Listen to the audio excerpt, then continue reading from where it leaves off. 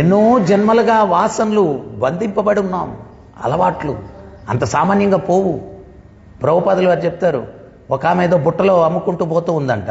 పోతూ ఉంటే చీకటి పడిపోయిందంట. ఇంతకు ముందు రోజుల్లో ఏంటి అంటే మనకు స్ట్రీట్ లైట్లు, బస్సులు గిస్సులు ఏం లేవు.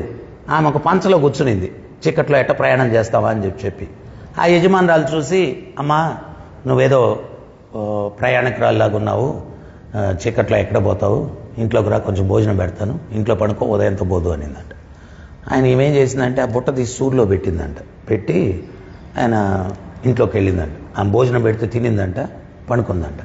అయితే ఆ ఇల్లు యజమానురాలు పూల వ్యాపారం చేసావంట. ఇంటి నిండుకు రకరకాల పూలు, గమగమ వాసనలంట.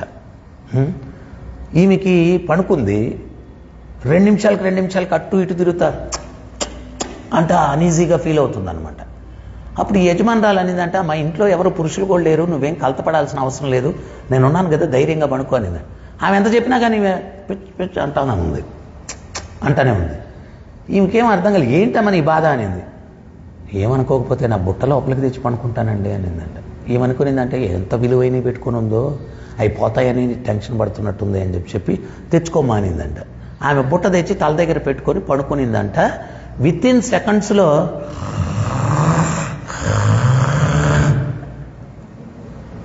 ఆ బుట్టలో ఏమున్నాయంటే ఎండు చేపలు ఉన్నాయి. ఆ వాసన తగలకపోయేసరికి నిద్ర పట్ల ఈమెకి ఆ పూల వాసన చాలా విరక్తి కలిగింది. నిద్ర రావట్లేదు అనమాట.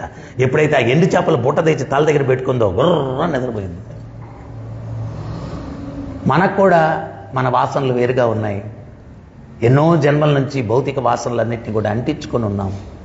దానివల్ల ఏమవుతుందంటే మనకు భక్తిలో ఎవరో ఒకరు ప్రేరణ కల్పించే వ్యక్తులు కావాలా, లేకపోతే ఏమవుతుందంటే మనం మర్చిపోతాం. ఎందుకు వచ్చా మర్చిపోతాం. నారదముని కృష్ణుడి దగ్గరికి వచ్చాడంట. ఇక్కడ గృహంలో ఒక్కొక్కరు పోతారంటే దానికి అది గుర్తొచ్చింది నాకు. కృష్ణుడి దగ్గరికి వచ్చి, కృష్ణ మాయ అంటే ఏంటి కృష్ణ అన్నాడంట. కృష్ణుడు అన్నాడంట, చాలా పెద్ద సబ్జెక్టు గురించి అడిగావు అబ్బాయి నువ్వు నారద, చాలా పెద్ద లాంగ్ సుదీర్ఘమైన ప్రవచనం ఇవ్వాలి నీకు మాయ గురించి చెప్పాలంటే. దానికి ముందు కొంచెం గొంతు దడుపుకునే దానికి కొంచెం నీళ్లు తెచ్చి అన్నాడంట. ఈయన నీళ్లు తెస్తానని చెప్పి వెళ్ళాడంట. వెళ్తే ఒక బావి దగ్గర ఒక అందమైన స్త్రీ నీళ్లు చేస్తూ ఉంటే ఈయన వెళ్ళాడు అక్కడికి. ఎందుకు వచ్చాడో మర్చిపోయాడు. ఆమెను చూసి మర్చిపోయి ఆమెను అనుసరించుకుంటూ ఆమె ఇంటికి వెళ్ళాడు. ఆమె తండ్రి బయట కూర్చోన్నాడు పంచలో. నారదముని చూసి నమస్కరించుకున్న తర్వాత ఈయన కొంచెం సిగ్గుపడుతూ వీణ కొంచెం అట్ట మీటుతా, మీరేమనుకోకపోతే ఎవరండి ఆ అమ్మాయి అన్నాడు. మా కూతురయ్యా అన్నాడు. మీరేమనుకోకపోతే చం అని వీణ మీటుతూ ఆమెను నేను పెళ్లి చేసుకోవాలనుకుంటున్నాను అన్నాడు. ఓ నారదముని ఎంత సంబంధం వస్తే నాకు ఇంకేం కావాలని చెప్పి వివాహం చేయించేశాడు. ఫుల్ గ్రాండ్, ఏదో చెప్తారు కదా, భూదేవంత వేదిక ఆకాశవంత పందిర వేసి చాలా గ్రాండ్గా చేస్తారు పెళ్ళి. నేను ఎప్పుడు చెప్తుంటాను, ఎవరో ఒక భక్తుడు నన్ను అడిగాడు, ప్రభుజీ పెళ్ళి ఎందుకు అంత గ్రాండ్గా చేస్తారు అని అడిగారు. నేను చెప్పాను, జీవితంలో లాస్ట్ గ్రాండ్ రోజు నాయన వాడికి అన్నాడు, అందుకని అంత గ్రాండ్గా చేస్తారు. ఇంకా గ్రాండ్నెస్ ఉండదు జీవితంలో. ఎవరన్నా జంతువుని బలిచ్చేటప్పుడు ఏం చేస్తారు తెలుసా, చక్కగా స్నానం జ్ఞానం చేపించి మాలేసి బొట్లు గిట్లు పెట్టి డమ్ములు డప్పులు అది అనుకుంటుంది, అబ్బా ఈరోజు నేను హీరో అనుకుంటాను. తీరా తీసుకెళ్ళిపోయి బలిపీఠం మీద తలకాయ పెట్టి నరికేస్తాను అనమాట. సో అది పెళ్ళి యాక్చువల్గా. మొన్న ఎవడో అడిగాడు, గురుగారు ఆడవాళ్ళంటే పెళ్ళయిందా లేదా అంటే కాళ్ళకి మెట్టెలు ఉంటాయి, మెళ్ళ మంగళసూత్రం ఉంటుంది, ఇవన్నీ గుర్తుపెట్టచ్చు. మగవాడిని ఎట్ట గుర్తుపడతాము పెళ్ళయిందా లేదా అని చెప్పంటే నేను అన్నాను, ఏడుపు మొహం ఉంటుందో వాడికి పెళ్ళయిందని గుర్తుపెట్టాడు. ఏడుపు మొహం ఉంటుంది. సో గ్రాండ్గా వివాహం చేశారు. కాలక్రమంలో 6 మంది పిల్లలు పుట్టారు. ఇక్కడ అదే చెప్తా ఉన్నారు, తల్లిదండ్రులు చనిపోయిన తర్వాత వీడేం చేస్తాడు, ఇంకా పిల్లల్ని పుట్టించడం మొదలు పెడతాడు అనమాట, సంతానోత్పత్తి. 6 మంది పిల్లలు పుట్టారు. ఉన్నట్టుండి పెద్ద తుఫాన్ వచ్చింది. వస్తే ప్రవాహంలో ఊరు కొట్టుకొని పోతా ఉందన్నమాట. ఈయన ఏమంటున్నాడంటే, ఊరంతా కొట్టకపోయినా నా కుటుంబాన్ని నేను కాపాడుకుంటానని నట్టింట్లో మంచం వేసి అందరినీ మంచం ఎక్కిచ్చేసి, నన్ను గట్టిగా పట్టుకోండి అన్నాడు నారదముని. ఎవడు పట్టుకుంటే మృత్యువాగత్తి, గట్టిగా పట్టుకోండి అని అన్నాడు. ఆయన ఉన్నట్టుండి పెద్ద గాలి కొట్టింది, కప్పు ఎగిరిపోయింది, ఫట్ గోడలు పడిపోయాయి, నీళ్లు ప్రవాహం.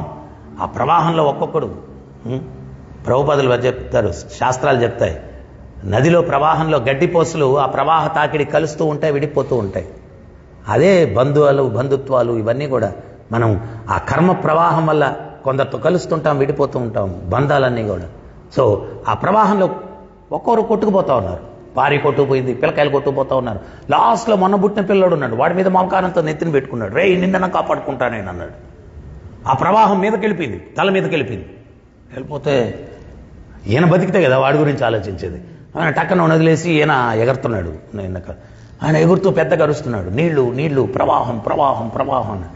పక్కనే కృష్ణుడు ఉన్నాడు అనమాట. నీళ్ళ కోసమే పంపించాను నారద, ఏవి నీళ్లు అన్నాడు. నీళ్ళ కోసమే పంపించాను నారద, ఏవి నీళ్లు అన్నాడు. అంటే స్వామి నీళ్లు జలమయం జలమయం, అదేనయ్యా గొంతు తట్టుకునేదానికి నీళ్ళు దమ్మని పంపించాను, ఏవి నీళ్ళు అన్నాడు. ఆయన తేరుకొని కృష్ణుడితో అన్నాడు, మాయ అంటే ఏంటో అడిగిన దానికి ఎంత పెద్ద సినిమా చూపిస్తారా స్వామి, ఇంకెప్పుడు జీవితంలో మాయ అంటే ఏంటో అడగను నేను, ఇంకెప్పుడు జీవితంలో మాయ అంటే ఏంటో అడగను నేను. సో ఇట్లాగా మనం వచ్చిన పని, తల్లి గర్భంలో ప్రతి ఒక్కరము 5వ మాసం వచ్చేసరికి చైతన్యం బాగా అభివృద్ధి చెందుతుందంట. మలమూత్రాలతో నిండినటువంటి ఆ గర్భాశయంలో ఆ క్రిమికీటకాదులు కరుస్తూ ఉంటే మనం ఆ పిండం రూపంలో కదులుతామంట. లోపల ఆ బాధ తట్టుకోలేక భగవంతుడిని ప్రతి ఒక్కరం వేడుకుంటామంట, స్వామి నాకు మళ్ళా జన్మొద్దు, నన్ను బయటపడే, మిమ్మల్ని సేవించి తరిస్తాను, మోక్షం కావాలి నాకు, ఇంకొద్దు మళ్ళా జన్మ. ఊహించుకోండి, ఎవరినైనా ఒక గోంతి సంచులో తలక్రిందలు గేసి లోపల మలము మూత్రము చీము నెత్తురు ఇవన్నీ ఉన్నాయి లోపల, అవన్నీ కూడా క్రిమికీటకాదులు కరుస్తుంటాయి. ఎంత సూపర్గా ఉంటుంది కదా సిచ్యుయేషన్, అవునా?